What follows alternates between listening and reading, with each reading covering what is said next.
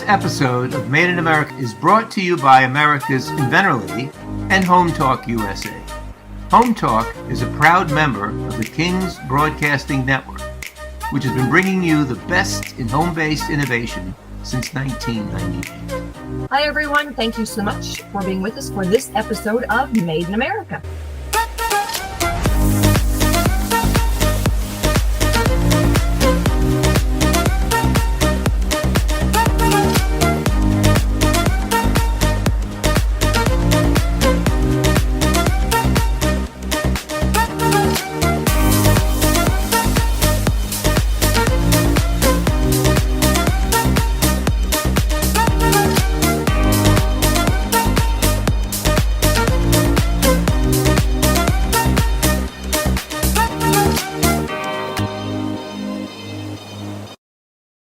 This segment is brought to you by the law offices of R.P. Baraska. RPB law offices have been bringing corporate-level legal expertise to the independent inventor community for more than 20 years. For all your inventing legal needs, trust rpblawoffices.com. Hello, I want to welcome you to the Chairman's Countdown with Zach Mottl. I'm your host, Zach Mottl, chairman of the Coalition for a Prosperous America. And we're here today, right here on Home Talk USA Radio. And don't forget, we're streaming live at hometalkusa.com as we broadcast all across America. And today we've got a great show lined up for you. We're going to spend some time talking to Brian Riley. He's the CEO of Guardian Bikes. They make an amazing product. They make it right here in America, and they're fully committed to making those bikes in America. So I'm really excited for the lineup today. I know we're going to have a great show for you here. I think that, things are changing in today's world also. And I think, we've got a real leader here with Brian talking about how he's navigated the changing world of manufacturing and producing things in America. We'll get into that. We'll talk a little bit about a global context. And later on, we're also going to bring on Chuck Benoit. He's the trade counsel for the Coalition for the Prosperous America. Chuck is also an expert, a historian on tariffs. There's nobody that knows more about him, about the history of trade and tariffs than Chuck Benoit. So I really look forward to getting into that today. I'd like to bring on Brian Riley here. Brian, again, is the CEO of Guardian Bikes. Guardian has a really innovative product. And, Brian, why don't you start and tell us a little bit about what your product is and what you do, what makes it so innovative? Yes, we've become known initially for making the safest bikes available for children.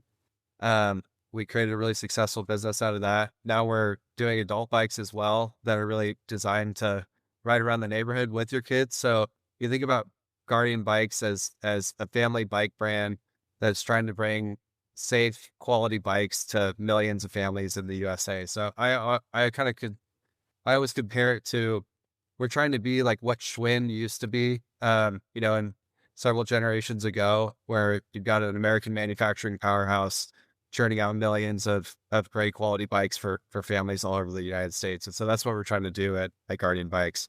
Well, I rode on one of those Schwinn bikes, so my kids will be riding on a Guardian bike. You have a really unique product, don't you? There's a safety thing about your bike, isn't that? Can you tell us a little bit more about that?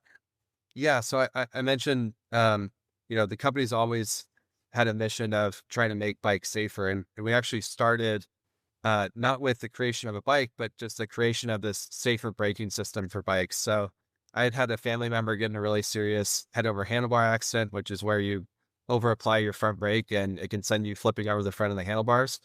So that happened to a family member of mine. He broke his neck. It was this big traumatic experience that happened in my family. So I started working on this new type of braking system that could completely prevent that type of accident from happening. That technology is called SureStop.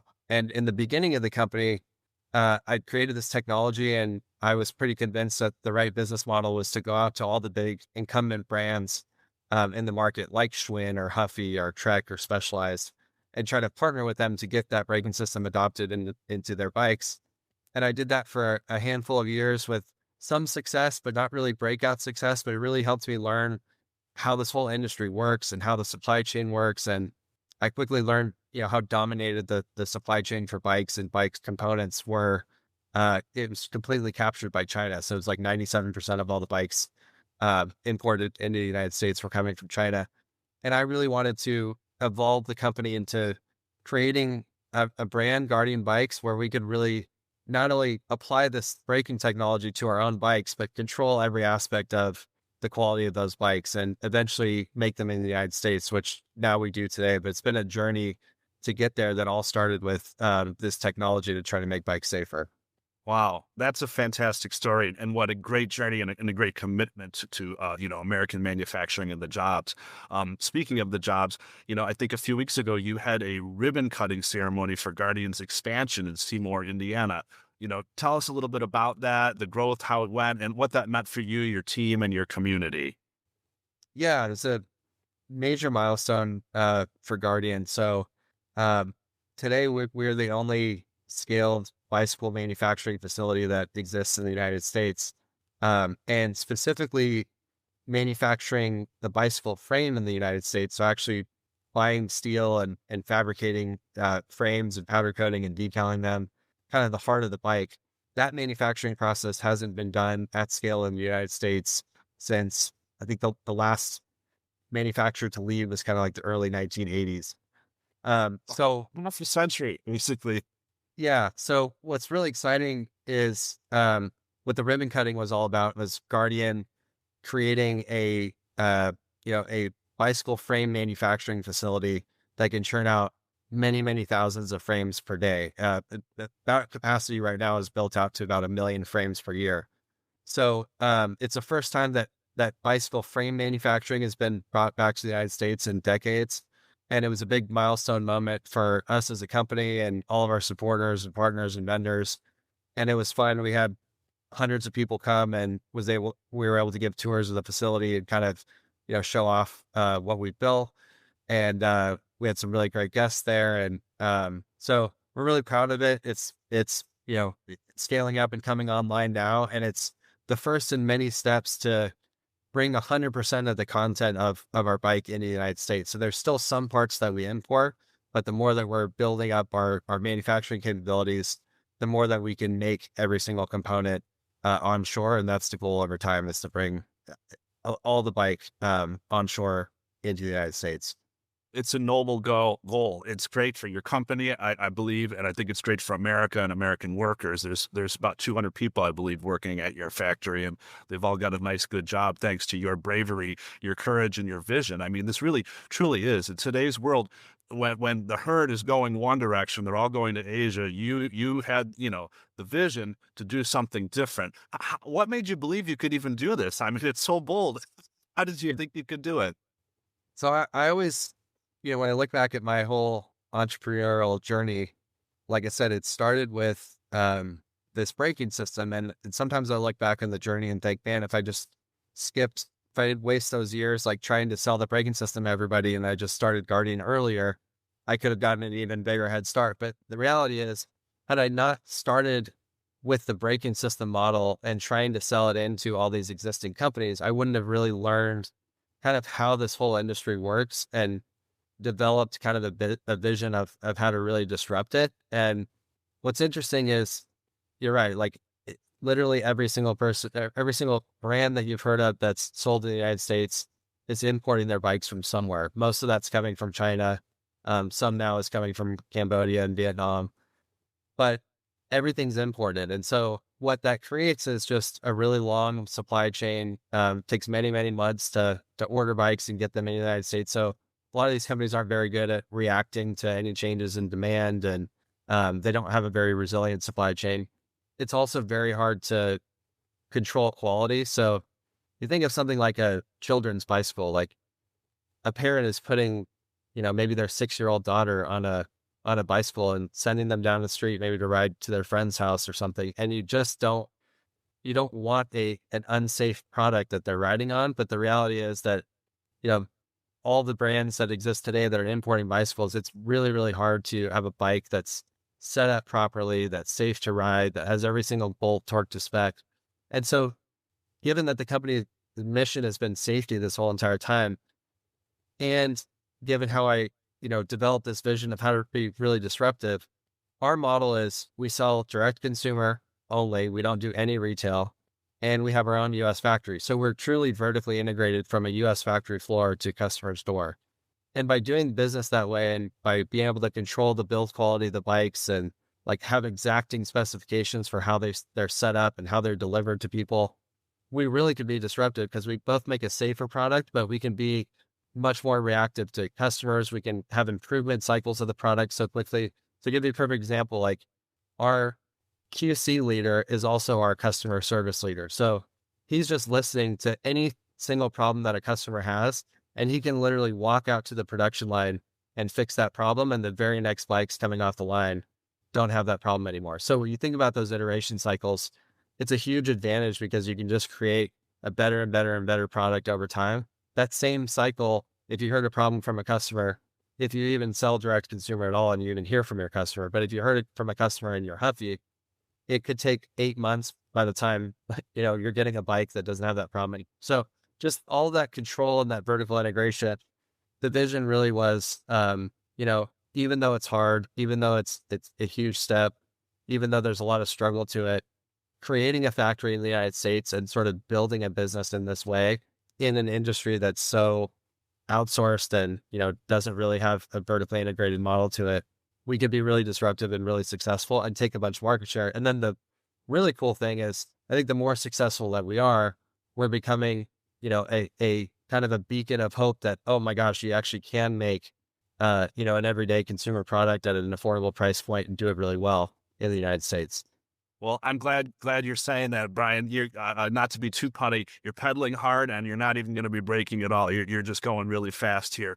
But we're going to talk a little bit more about that. We've got a break coming up here in a minute, so we'll talk a little bit more about the vertical integration and how your business decisions were made. If you want to learn more about the work of the Coalition for a Prosperous America, please go to our website. Again, it's prosperousamerica.org.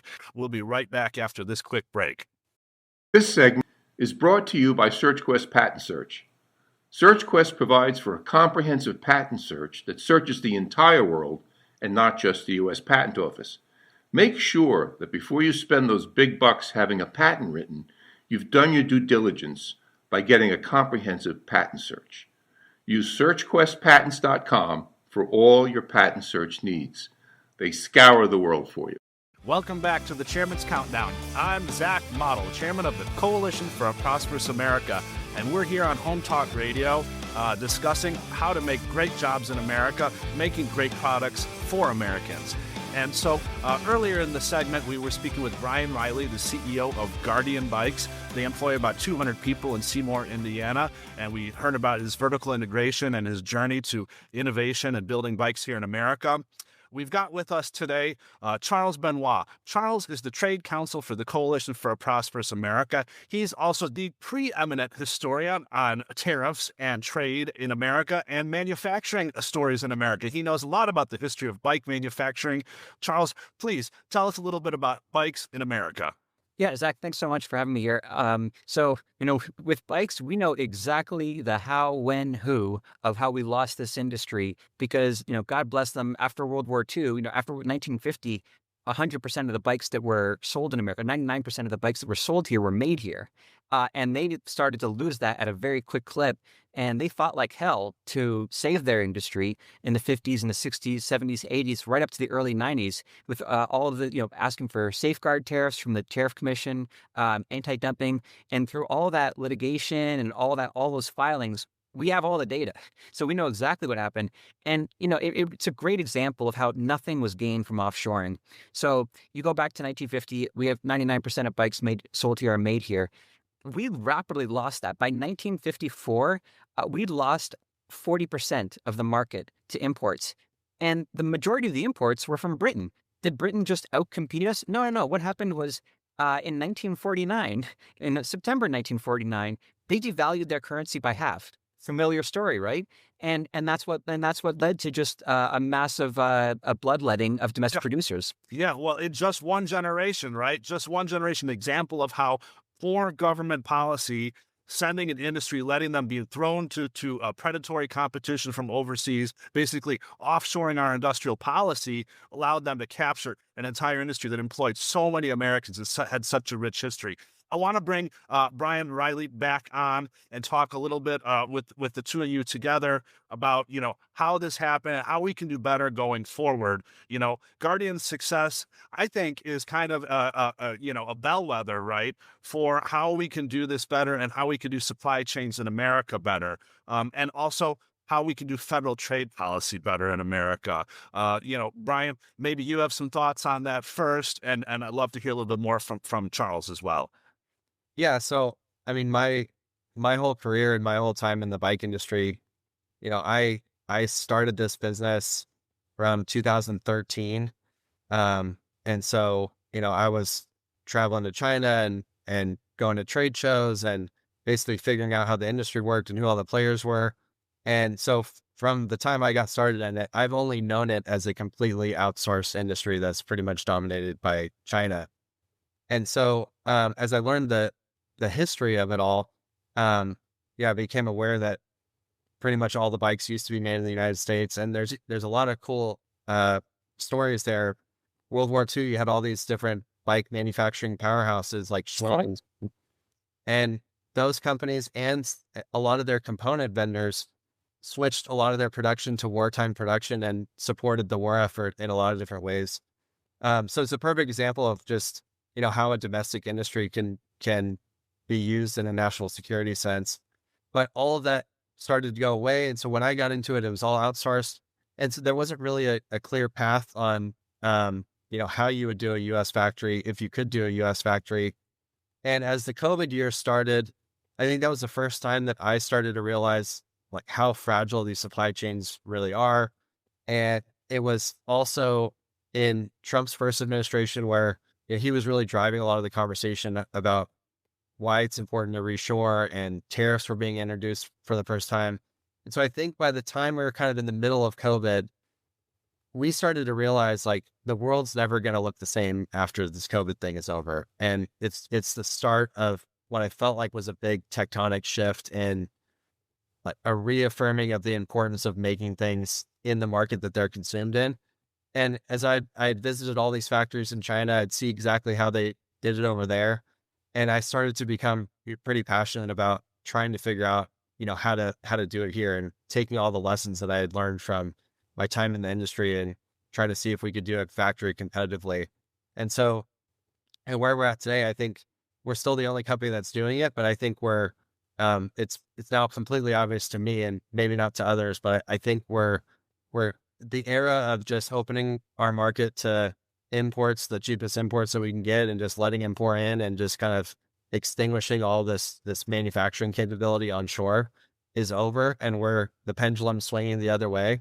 And so I think as the pendulum continues to swing that way, and there's the right policy in place, and it becomes easier and more competitive to pull off what we've pulled off with bicycles, an entire movement can be started where when you're talking about reindustrialization or reshoring manufacturing, you're not just talking about semiconductors or defense applications, but you're talking about everyday products like a bicycle that millions and millions of American consumers buy every year, being built on shore and being delivered to customers on shore. You bring up a couple of my favorite points, Brian. I've got to ask you bluntly, would you view tariffs as a positive policy? It sounds like you would.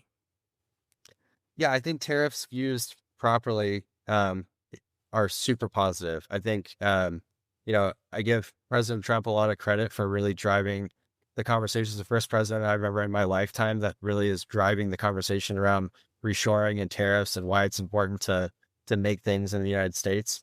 And I think, if we find the right tariff policies, which specifically for bikes, like a specific tariff for bike that's a dollar-driven tariff, that's a flat tariff on every single bike, would be a lot more effective than percentages. And the reason why is, like, you take a company like Huffy, which a lot of people think is still an American company.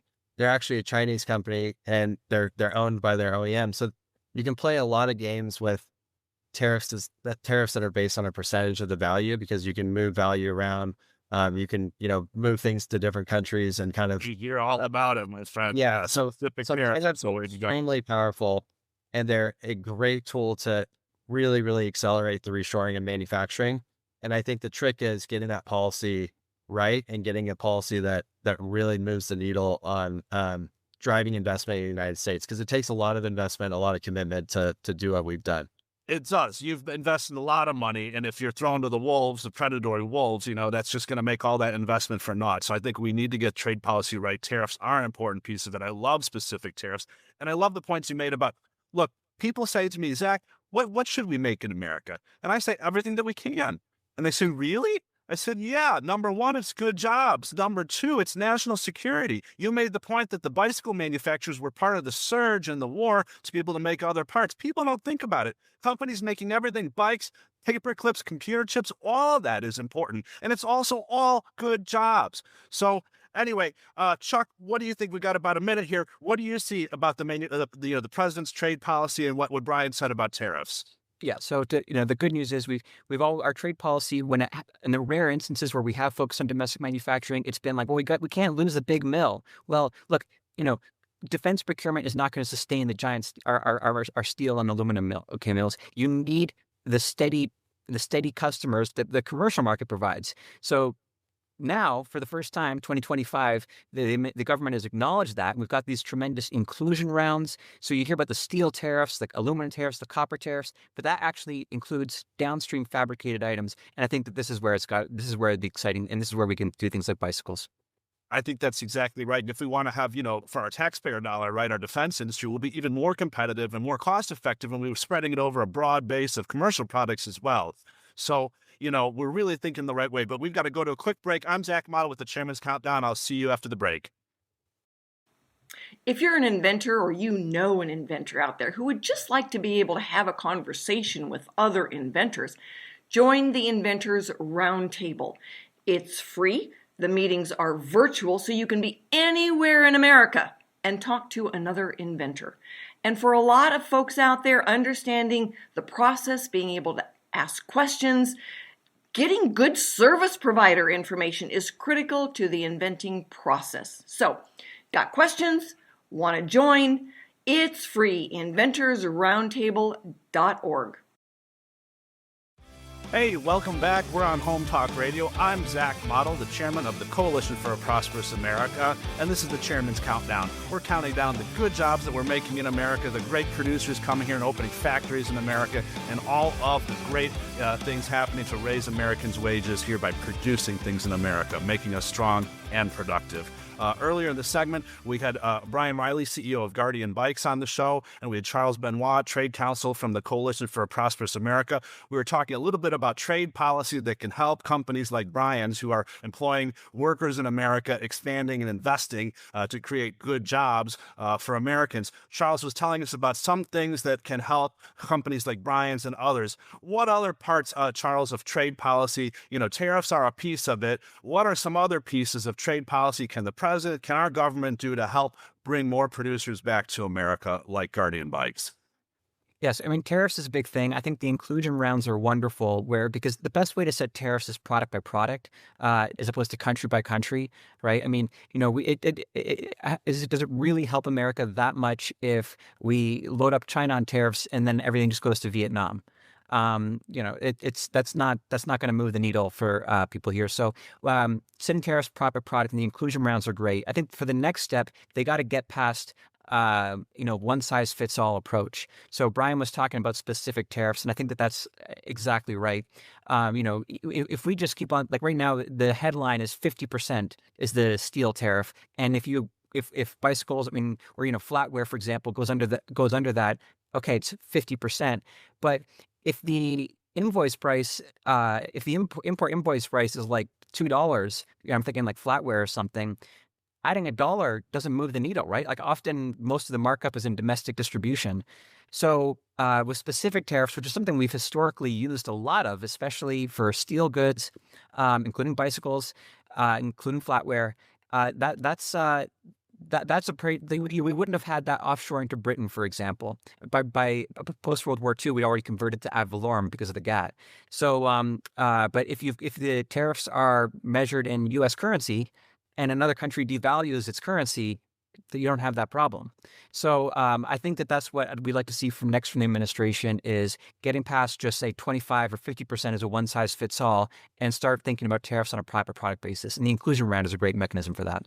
That makes a lot of sense, Charles. Does this get around also that country hopping issue too? Because I know let's say we put a 25% tariffs on products from China or Vietnam or whatever, and then it just comes from somewhere else and it doesn't apply. Is that correct? That's exactly right. So that's why we love the Section 232 national security tariffs, is because they're by default global. Now, people say, would specific tariffs be global also? Would specific tariffs be global? Exactly. That's exactly right. So you'd have a global tariff. Now, let's take pharmaceuticals as an example. There's a pharmaceutical Section 232 action. That's a thing where you can't mess around. Like you can't have any shortages. And so what do you just do in that? Another tool is limited import quota. We've been doing this in sugar seamlessly forever. The key is just reject the notion that our producers should be in unlimited price competition with anyone, anywhere in the whole world. Like you have to have that as a, overall paradigm. And then, with sugar, we authorize, certain countries, because we only make about 3/4 of the sugar that we consume here. So certain countries get a certain volume of quota. And that's adjusted all the time based on Department of Agriculture works with USTR to adjust the quota based on, how much we're producing here, climate conditions, what happened. Mexico had a big shortage. So we know how to do this. And what they did in sugar is they just rejected the notion that we're going to put, sugar beet farmers in the Midwest and sugarcane producers down in Florida into unlimited price competition with indentured servants all around the world. We need a lot more of what we're doing in sugar taken across all product categories, farming and manufacturing. So we've got some good examples of how to do it right. Brian, if we get trade policy right, what does it mean for your company, right? If we get trade policy right, not only for steel, aluminum, and all your inputs, but your outputs also, your bikes and your products, your braking systems, what does that mean for you and how you can run your company? Yeah. So, Guardian it's in a good position because we do have a highly differentiated product and, we're known for safety and quality. So, we sell bikes today at price points kind of anywhere from $149 to the mid 300s, but let's call our average price point is in the mid 200s. When you look at a bicycle from Walmart, you can still get a bicycle from Walmart as cheap as $90 or $100. And so most of that difference is these bikes are being, produced at scale in China, a lot of times using a lot of different incentives from the government and all kinds of kind of non-market activities to be able to, if you think about power, right? They subsidize the power. They don't pay tax. They don't have to pay their loans back. What else? I mean, it's all stuff, currency. I mean, so if you just think about, if you think about that price point, it's kind of insane that you can get a bicycle on a shelf for $100. But the bottom line is, we still have to compete against that. So there's still a big cost difference. And what really closes the gap on that cost difference is something like a specific tariff. So if you had $150 tariff per bike, you would immediately kind of level the playing field where not only us, I mean, that would make us just absolute pedal of the gas, invest as much and as fast as we could on scaling at production. Cause now the playing field is level. And you can absolutely kind of, an American producer like us can really go after a lot of market share. But it also creates a situation where if you want to be selling bikes successfully in the United States, you have to really consider making them in the United States. And how do you make them in the United States? And so it would set off a whirlwind of companies trying to figure out how to produce here and start factories again. And if that's right, specific tariff is there and it's global and you can't just, right now it's a little bit like whack-a-mole because if a China tariff goes up, you can go into Walmart right now, you'll see a lot of made in Cambodia on the bottom of the frame. The bike itself is not all made in Cambodia, just the frame production gets moved over to Cambodia. And currently there's a CBP ruling that says wherever the bicycle frame is made determines country of origin. So what people are doing is just making a frame in Cambodia. All the other components come from China. It can even get assembled in China. But if the frame's from Cambodia, it's a made in Cambodia bike and it comes in at a much lower tariff than China is.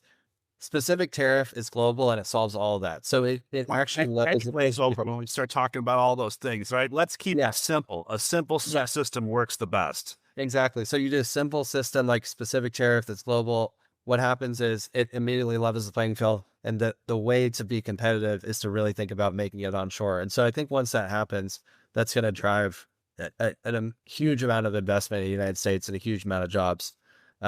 We employ about 300 people and make about 500,000 bikes a year, but you can imagine, making 15 million bikes a year in the United States, it'd be many, many thousands of jobs. And that's just that's what I wanted to do. Component manufacturing would likely come back as well.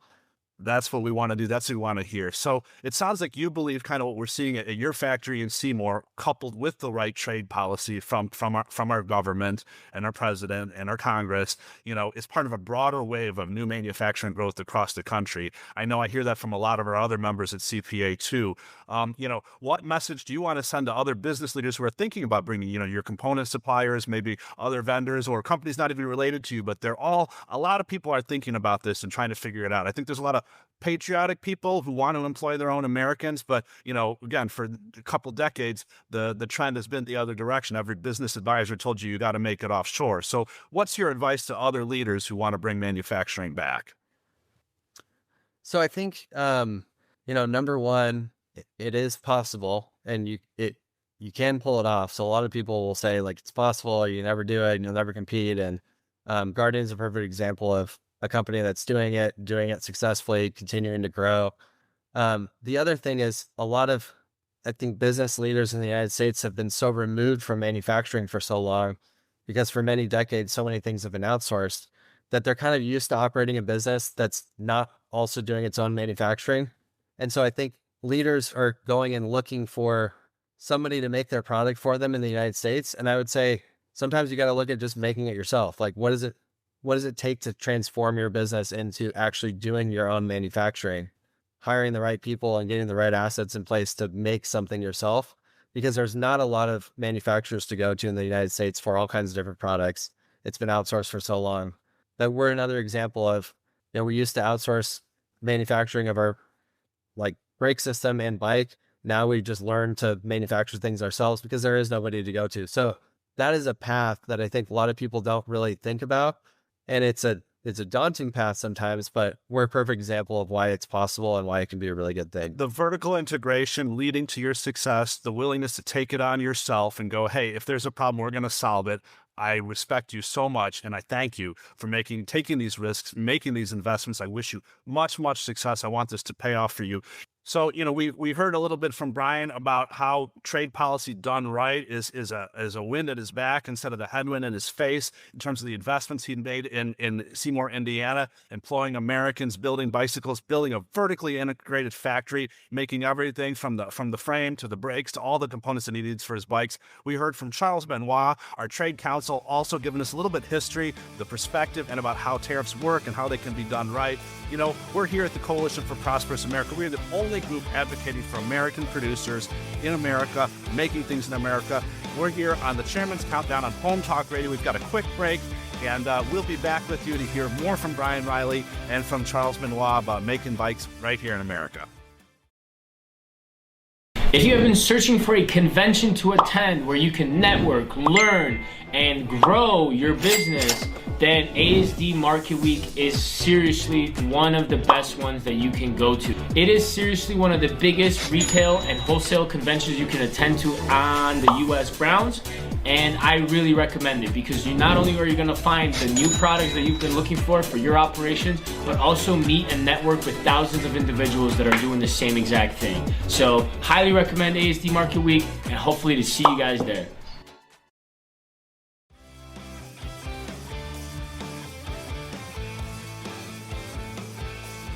Hello and welcome back. I'm Zach Mottl, Chairman of the Coalition for a Prosperous America.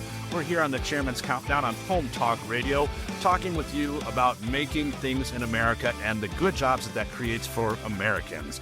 We've been on with Brian Riley and Charles Benoit, our trade counsel. And, right before the last break, Brian was talking about how he's become vertically integrated and how a lot of other manufacturers are thinking about coming back to America and how to do it. And one of the things they're struggling with is finding a place to make their products. So his solution was to get vertically integrated. I share his story. My family is a fourth generation manufacturing company. I'm the president of that company as well as the chairman of the coalition. And, we've seen it. I've had a front row seat to what bad trade policy has done. For almost 80 of my family's 100 years, we were in the telecom industry. And as soon as China came online in the early 2000s after the tech bubble burst, you couldn't say free trade fast enough as fast as my customers were running over to Asia with their supply chains. And there was nothing we could do. My workers were hurt. My family was hurt. Our community was hurt. And it was all because of bad government policy, thinking that we were going to engage in free trade. Well, let me tell you this. We've never consumed our way to prosperity. There's no country in the history of the world that has ever consumed its way to being strong and wealthy and secure. And so it's about making things. And what Brian highlighted is the challenge as we come back of getting that resiliency back in American manufacturing. And again, I've seen that in my own operations. We lose a vendor, they went under, they lost that last customer went away. And, we see it. I've pivoted to defense and space manufacturing in my business. But, every time I lose a supplier who also supports a commercial industry, the costs go up. We have less choices and less options. We lose a little bit of that sparkle, a little bit of that resiliency, and some of those good jobs for good Americans. So that's really what we're talking about. And that's why the Coalition for a Prosperous America is fighting so hard for decades. Since 2008, we've been leading the charge. We are the only organization exclusively advocating for domestic producers across farming, ranching, manufacturing, and labor. There's nobody like us out there, and it's an unusual alliance. This is a group of people that have come together recognizing that the key to all of our shared problems, the lack of prosperity, the stagnant wages, since 1979, most Americans' wages have stagnated. Costs and wages have gone up together. What we want is wages rising faster than costs. And we can do that by making things here. That's what history shows us. That's what happens in every country, including America, when you put these policies in place. So CPA is working very hard. We want 1,000 Guardian bikes. We want all those millions of factories back in America that we lost in the last 30 years. And it can happen. It can happen with these policies. I see it. The future is right in front of us. Charles, tell us a little bit about, give us some thoughts about, how this has happened in the past and what you see happening in the future here if we get trade policy right. Well, I tell everybody all the time, we've industrialized once and deindustrialized once. And the one time that we industrialized was starting in the 1820s and kind of rode that through 100 years, and 1820s to 1920s. And Europe forced our hand. We can thank Napoleon for industrializing us because they cut us off from trade. So what we're trying to do right now is, industrialize we still have all these cheap imports all around us. This has actually never been done before, so no pressure. But we're just trying to, we're charting uncharted territory here. But no, seriously, I'm so excited for what Guardian's doing, especially because, it really runs counter to the, more recent narratives of like, well, we're just going to focus on the most advanced manufacturing. No, Brian, he's in taking high volume, scaled manufacturing. Not, we had, we like the really high end bicycles, titanium specific alloys. Yeah, we had that. I think, Cannondale, actually was when they got the CEO of Gillette over there. He botched that whole thing, and we even got rid of that, very high end manufacturing. And that was like just, 15 years ago, but it was super small numbers. What Brian's trying to do, the high volume manufacturing, that's the real deal. It's integral for our steel mills. We need that. So we, as a country, we have a lot riding in what Brian's trying to do right now. We do, Charles. And I think there are examples as well. You mentioned we're the first time reindustrializing, but, Germany did it after World War II. So did Japan. What did they use? They used tariffs. They used industrial policies. So we've seen this work in history. I know we can do it again. Brian, what does it mean for you? What does it mean for Guardian Bikes if we get this right? How many thousands of workers are you going to have? How many plants? And, what do you see for the future of American manufacturing when we get this right? Yeah, so there's around 15 million bicycles sold every year in the United States. We're making about 500,000 bicycles a year in our plant. So, my hope is that we get to many millions of bicycles, made right here in Seymour, Indiana, with any component that we're not making in the house, we have a supporting supply chain clustered around us in the Midwest. So that means lighting up, new businesses or even existing businesses that might not make a bicycle part, but we get to the volume and the investment where it's just a no-brainer to operate with us and be partnered with us in our supply chain. So the vision really is, when we started, there's 0 bicycle component supply chain that exists in the United States and no bicycle factories. We are now a bicycle factory. We're making some things in-house, but we still need partnership for certain things like tires or other things that, we just don't have expertise in making. So I want to have a whole supply chain clustered around us in the Midwest and be making many millions of bicycles for American consumers. It is my dream that you have that as well. And what does it mean, your workers' wages, just real quickly? What happens to your workers' wages through this process? Yeah, I mean, our workers on average right now make about $25 an hour, and that continues to go up as we expand and as we add more advanced automation. So the really neat thing is, as Guardian's growing, it's able to invest more and more. So the more volume that we have, the more that we invest, and we typically invest in really productive assets. So whether that be, robotics or automated welding or advanced laser cutting. And as we get into that more advanced manufacturing, those wages continue to go up. We hire more engineers, more sophisticated people. We give them advanced training to be really productive. That's a really important point. I wanted everyone in America to hear that. So thank you for what you're doing, Brian. Very grateful that you took the time to join us in the show, but I'm more grateful of what you're doing in Seymour, Indiana, making great jobs for Americans and a great product. And I want you to make a profit while you're at it. So good luck to you, sir. We're really grateful for you. Charles, thank you for taking the time to be on the show today here. You do a fantastic job advocating for these policies and helping get it right for the government, because honestly, so many have forgotten. But anyway, I'm the chairman of the Coalition for the Prosperous America. Our hour is coming to a close, but please don't forget you can watch us online here at Home Talk USA. You can learn more about our work at America's Coalition for Prosperous America at prosperousamerica.org. Again, I'm your host. We'll be back next week with another great topic, more manufacturing, more government policy, more made in America, and more jobs for good Americans. Thank you for being with me today. Have a great week.